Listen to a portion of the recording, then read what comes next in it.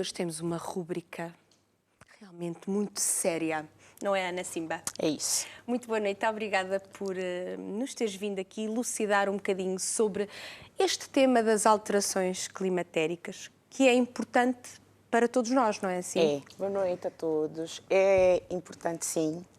E às vezes nós temos a tendência de pensar, não, mas isso não tem nada a ver comigo, isso é Sou lá... pequenino, sou uma gotinha de água no meio do oceano, da poluição. O que eu fizer não vai alterar nada, mas nós vamos ver que afinal as alterações climáticas é um tema bastante atual e que ultimamente está mesmo em alta e tem a ver connosco. E atual porquê?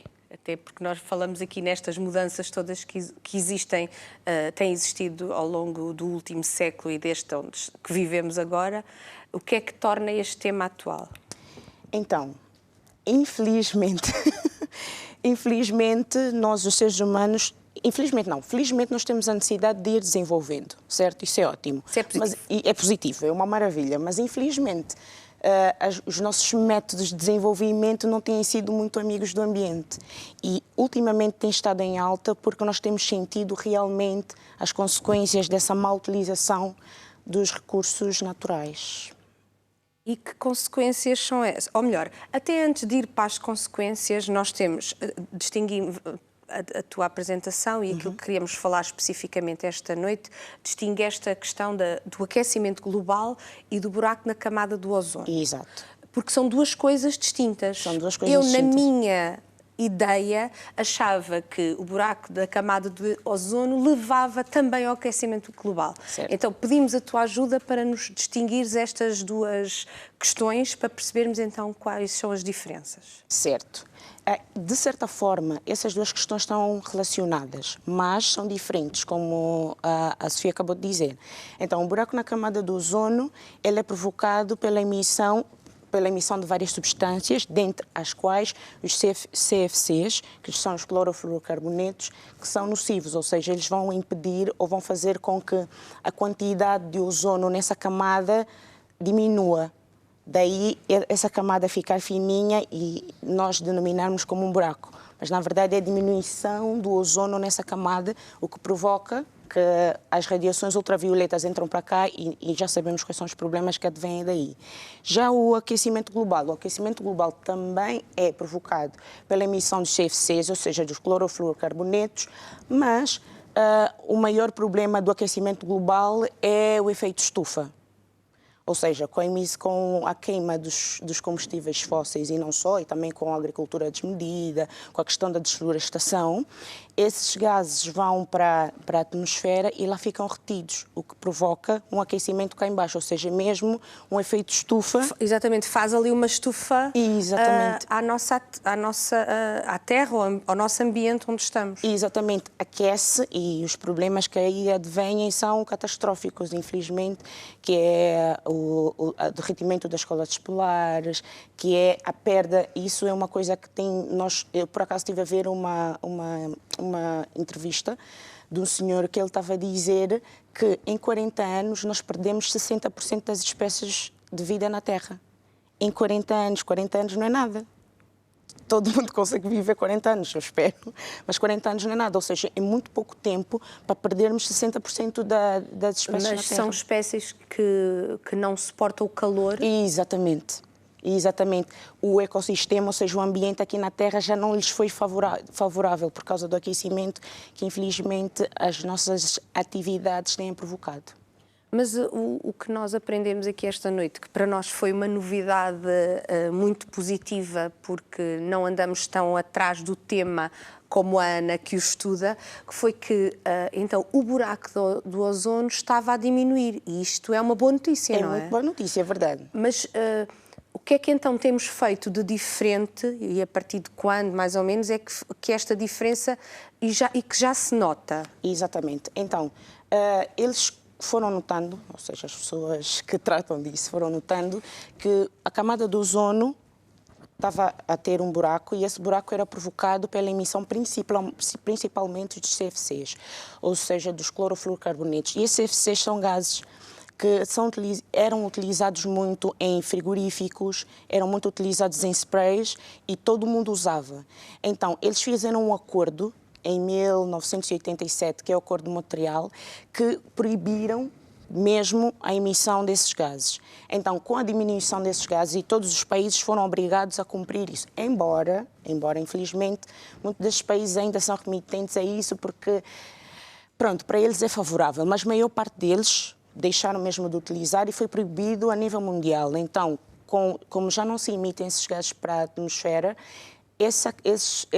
a camada de ozono foi ficando estável, foi-se regenerando. Estamos a falar em pouco mais de 30 anos. Ou seja, realmente consegue-se obter resultados em também tão pouco tempo. Exatamente. Lá está, 30 anos é imenso tempo, mas se realmente se vê essa diferença, é que ainda podemos melhorar a qualidade do nosso ambiente e da nossa atmosfera no nosso tempo. Exatamente. Ainda há coisas que nós podemos fazer, porque muitas vezes quando falamos nestes temas, falamos muito para o futuro. Porque temos que preservar o nosso planeta a favor dos nossos filhos, dos nossos netos. Mas não, ainda conseguimos fazer a diferença e ver a diferença nas nossas atitudes no nosso tempo. No nosso tempo. Por acaso eu não tinha essa noção, achava, vamos cuidar do planeta para os que vierem a seguir. Exatamente. Mas em 30 anos, pouco mais de 30 anos, se então este buraco está a diminuir, e nem todos estão a cumprir este acordo, é porque realmente se obtém resultados a médio prazo, vamos considerar que é um médio prazo. Exatamente, é possível realmente nós, com a mudança das nossas atitudes, no sentido de beneficiarmos o ambiente, nós conseguimos ver esses resultados já no nosso tempo. E isso é verdade que a Sofia acabou de dizer, e é importante realmente nós, como engenheiros de ambiente e ambientalistas, também passamos essa informação, porque fala-se muito da questão das gerações futuras, de vai beneficiar os nossos descendentes, e nós pensamos, pronto, eles também, se calhar, quando tiverem que captar, eles resolvem a questão. Mas não, nós conseguimos resolver a questão já e ver para nós próprios. Agora. Não, porque não tinha mesmo esta noção, porque é esse mesmo a ideia que é passada hoje em dia, e aquilo que chega até a nós é que estamos realmente a ter que ter cuidado com o nosso planeta, com o ambiente que nos rodeia, para um futuro melhor para aqueles que já nasceram, estão a nascer, vão nascer. Certo. Mas agora com essa data, o acordo tendo sido assinado em 1987, estamos em 2020, realmente nos dá uma perspectiva de, ok, em 30 e poucos anos nota-se melhorias. Então, mais 20 anos pode deixar de haver esse buraco se todos nós trabalharmos e nos focarmos nisso, não é? Certo, é possível. Porque esta questão dos gases que a Ana falou, que estavam nas lacas, estamos a falar, estou a imaginar coisas que utilizamos no nosso dia-a-dia. Não estou a imaginar uma fábrica, nem esse tipo de indústria que realmente, para produzir, degrada o nosso ambiente. Mas a nível individual, nós, no nosso dia-a-dia, lembro-me das lacas, de todos os sprays para o ambiente e essas coisas todas, que também... É porque eu penso assim, Ana, mas um bocadinho de laca, aquele sprayzinho, é tão pouco. Mas quando pensamos nos milhões de pessoas a usar, de senhoras, pronto, e de homens a usar a laca, realmente podemos individualmente tentar fazer a diferença, porque estes gases degradam a camada do ozono, mas lá está, também intensificam este efeito de estufa. Exatamente. E este efeito de estufa, como disseste ainda há bocado, não só já eliminou cerca de 40 espécies, não sei, só animais ou vegetais também? Animais, vegetais, infelizmente, e é uma perda muito significativa para nós, porque a nossa vida, nós dependemos deles e eles dependem de nós. E perdendo esses animais e essas espécies de vida é complicado para nós, porque a questão é que perder essas espécies e na velocidade em que se está a perder, não damos tempo à natureza de se regenerar, de voltar a criar condições para essas espécies voltarem a existir. Esse é que é o problema. E daí extinguir as espécies traz problemas catastróficos para nós, os seres humanos. Até, porque isto acaba por estar muito ligado. Alergias que existem, doenças que existem, problemas de pele, que não se consegue identificar uma causa que não o ambiente, a poluição, a reação que nós estamos a ter ao meio ambiente onde vivemos. Exatamente. O estudo do buraco na camada do ozono, ele começou porque os cientistas foram verificando que houve uma altura em que houve um surto de cancro na pele. E foi verificado que era por causa da exposição aos raios ultravioletas que advinham do buraco da camada de ozono. Ou seja, esses raios não eram filtrados, assim posso dizer, pela camada de ozono e vinham diretamente e as pessoas expunham-se a esse sol, né, ao sol, pronto, e a esses raios e o cancro na pele foi um surto. Não, é porque antes disso o que acontecia era que toda a gente sabia que o sol era algo que nos fazia bem, claro que tudo o que é em excesso não faz nunca bem, mas que era uma coisa agradável.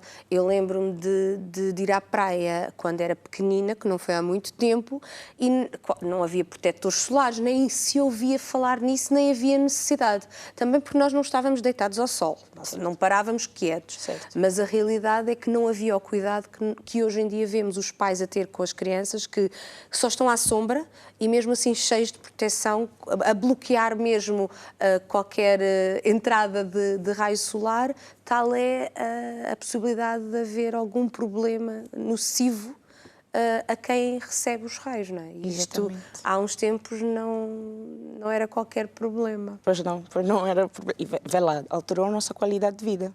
Se antes nós podíamos estar à vontade... Hoje em dia temos que tomar vitamina D para compensar o não podermos usufruir do sol. Exatamente. O que é, quer dizer, não faria qualquer sentido. Está bem que há países que não há sol, como há, por exemplo, em Portugal. Estamos a falar específico, e há outros que há muito sol. Mas pronto, estamos aqui a focar-nos um bocadinho em Portugal, que é onde nós vivemos. Certo, Neste momento, nunca se sabe, não é, Ana? Nunca se sabe. Isto somos cidadãos do mundo, portanto a coisa dá muitas voltas. O mundo dá muitas voltas. Mas a realidade é que nós vivemos num país que tem um clima bastante ameno, bastante equilibrado, sim. E os médicos, meia hora de sol por dia poderá obter a vitamina D necessária para o seu organismo, para lhe fazer bem.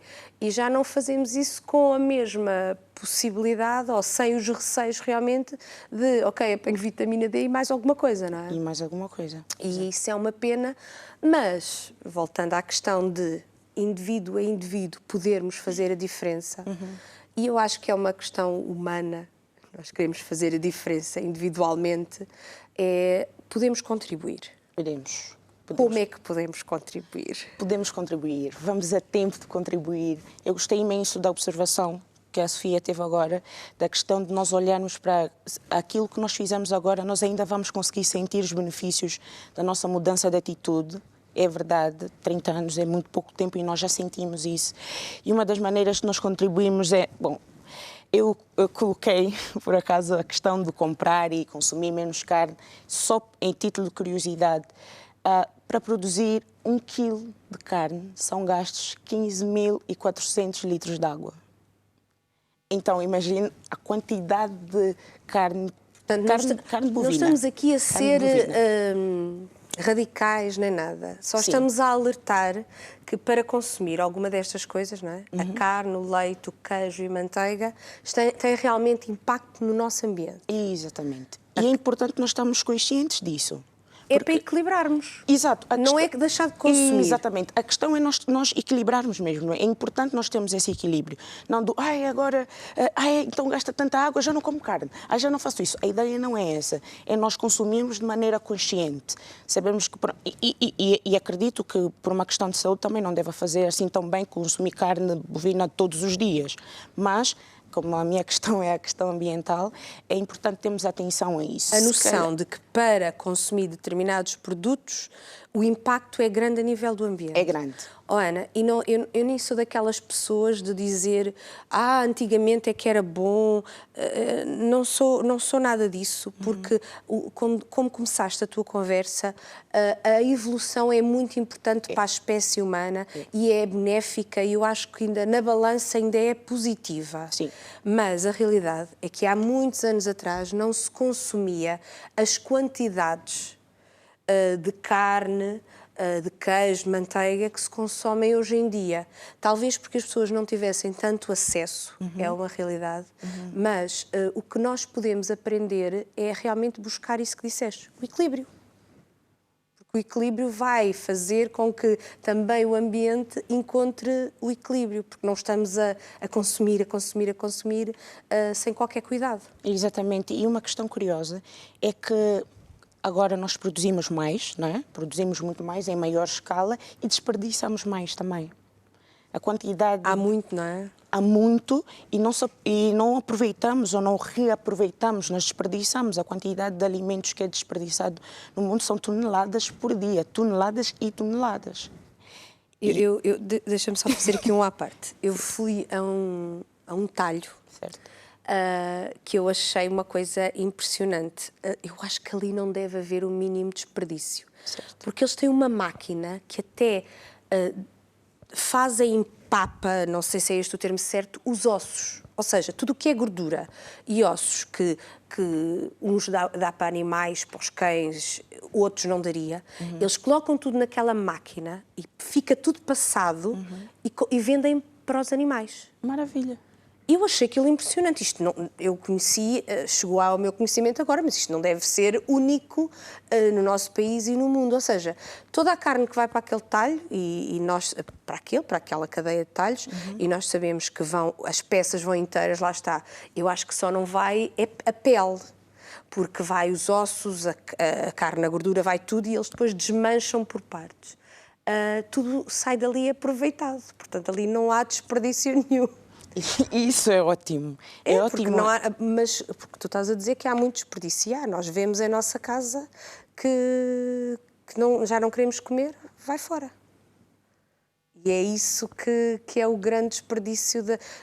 E nós estamos sempre a ver reportagens, porque os supermercados, todas as cadeias de restauração e tudo mais, nem sequer têm possibilidade, a nível legal, de poder dar a alguém que necessite, porque ele ainda não está preparada para isso. E daí o grande desperdício que existe, alimentar principalmente. Exatamente. Mas, como nós estamos aqui a dizer, não é para colocar medo a ninguém, nem é para dizer, olha, pare, a questão é equilíbrio. A palavra-chave, se eu fosse arranjar uma palavra-chave para essa conversa de agora, é equilíbrio. É importante nós equilibrarmos e termos noção das coisas. Outra ideia também é utilizar mais os meios de transportes públicos, se for possível, claramente. Faz diferença, mas porquê é que eu haveria de deixar o meu carrinho para andar de transportes públicos? Realmente não é muito confortável, mas quanto mais automóveis forem utilizados, mais gases nós vamos emitir para a camada de ozono. E para a atmosfera também. E esta questão, não sei se tens conhecimento, esta questão dos carros elétricos veio trazer, é melhor para o nosso ambiente ou é uma ilusão? É melhor para o nosso ambiente, mas eu tenho a minha opinião. Eu tenho a minha opinião, porque no fabrico desses carros também utilizam-se substâncias que são nocivas para o ambiente. E não só. Eu tenho a minha opinião, acho que nós... É só para ficar bonito na fotografia. Acho que daqui a algum tempo nós vamos ter que mudar, mas também a ideia é essa, né? Nós iremos arranjando alternativas e quando as alternativas já não forem assim tão boas para nós, vamos arranjando outras. A ideia é essa, a evolução tem tudo a ver com isso.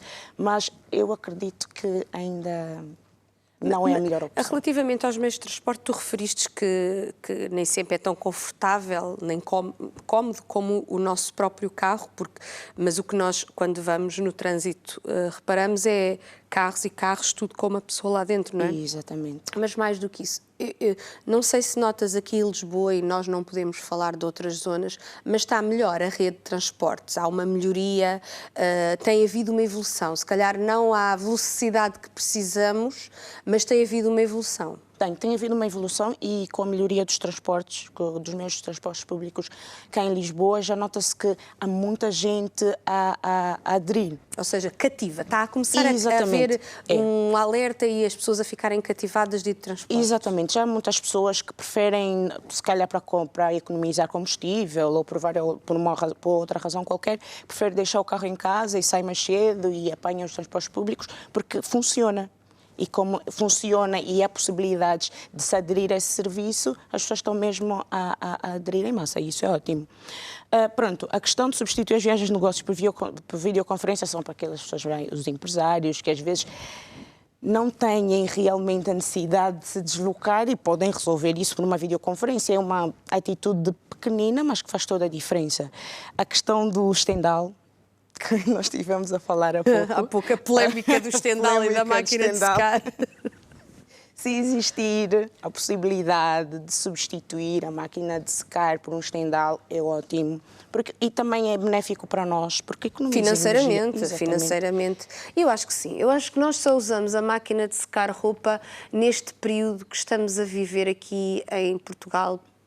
Nós estamos na zona de Lisboa, mas é um bocadinho por todo o país, em que só chove dias e dias seguidos. E é impossível secar roupa aí, porque eu acho que, de uma forma geral, há muita tradição em Portugal de se estender a roupa. Não Isso é ótimo. E quem não, nesta situação, hoje em dia, nesta questão climática deste tempo em que há muita precipitação, em que há muita chuva, o que acontece é que as pessoas aderem às lavandarias com as máquinas de secar, que também hão de ser melhores do que as nossas em casa, porque são grandes, porque é menos tempo a secar a roupa. Mas, tirando isso, eu acho que é tradição de Portugal o estendal, Ana. É ótimo. Continua. A ideia é Portugal continuar assim. E este último ponto? Pronto, e aprimorar a questão dos isolamentos térmicos das casas. Eu, por acaso, também tivemos a falar um bocadinho sobre isso, que agora já é uma questão importante, as pessoas já veem... Valoriza, não é? Já valoriza. As casas. E ainda bem, porque isso assim mantém todos alerta e ajuda o nosso meio ambiente, o nosso planeta. Exatamente, e depois tem claramente aquelas outras questões que nós já sabemos e que são normais do, pronto, quando sair de um determinado compartimento da casa, apaga as luzes, tem atenção ao desperdício da água, tem atenção à reciclagem, é importante reciclar e pronto. Se puder sair de casa com o seu saquinho para as compras e não comprar o saco de plástico do supermercado, é ótimo. Que também melhorou em Portugal. À medida não somos lindos cá em Portugal. Mesmo, à medida dos sacos serem pagos, foi do melhor que existiu. Eu quando esta medida do pagamento dos sacos começou, eu fui viver para um país fora, de terceiro mundo, Ana. Fui viver para Timor, durante uns meses. Certo. E além de, nos supermercados, ter sempre uma pessoa que punha as coisas nos sacos, era tudo sacos plásticos, eram uns atrás dos outros. E eu pensava assim, isto em Portugal saía caríssimo. Mas deu para perceber que havia que existe uma evolução no nosso país e uma preocupação até nesse sentido, porque todos nós levamos os saquinhos atrás, todos nós andamos de saquinho atrás, e isso parece tão pouco, mas como dizíamos ainda há bocado, e sem dúvida nenhuma que é a mensagem desta noite, é que individualmente podemos fazer a diferença. Podemos fazer a diferença e é importante termos essa responsabilidade de que as nossas ações fazem diferença num mundo tão grande. Pois é, porque, sinceramente, tivemos um bocadinho a conversar antes do início do programa e eu tinha também esta noção, sou estou eu aqui cheia de cuidados pelo planeta, de não mandar lixo, sacos que possam ir parar ao oceano e fazer mal a todos os seres marítimos, ou marinhos, nem sei como é que se diz. Marinhos, e depois a questão é que não é só para eles como para nós também. Que depois aqueles sacos eles desfazem-se e os animaizinhos comem, e quando nós vamos pescá-los nós comemos animais contaminados. Quase que já vêm embalados os animais. Contaminados, porque aquilo é petróleo. Então é complicado até para nós. Eu, por acaso, a minha filha anda lá em casa a perseguir-nos por causa dos sacos de plástico. Porque, sabes aqueles sacos de plástico que vêm num rolo? Então tu fazes a sandes, o lanche, metes no saco de plástico. Então, que há dias o meu marido estava a pôr coisas e estava um saco de plástico e eu dizia, já viste bem a quantidade de sacos de plástico? Porque lá está, eu acho que a geração mais jovem ainda está mais convicta que pode fazer a diferença. E isso é verdade, e nós vimos que, dependendo da geração, a maneira de encarar as questões ambientais é diferente. A nova geração abraçou a causa e isso é ótimo. Continuem a fazer isso, continuem a chamar a atenção aos vossos pais, que estão a agir muito bem. É isso é que é importante. Ana, muito obrigada. Obrigada eu. Ficamos à espera de mais dicas. Quando houver mais dicas, nós queremos aprender. Com certeza. E até qualquer dia, o resto de um bom ano, se não nos virmos mais este ano. Resto de bom ano.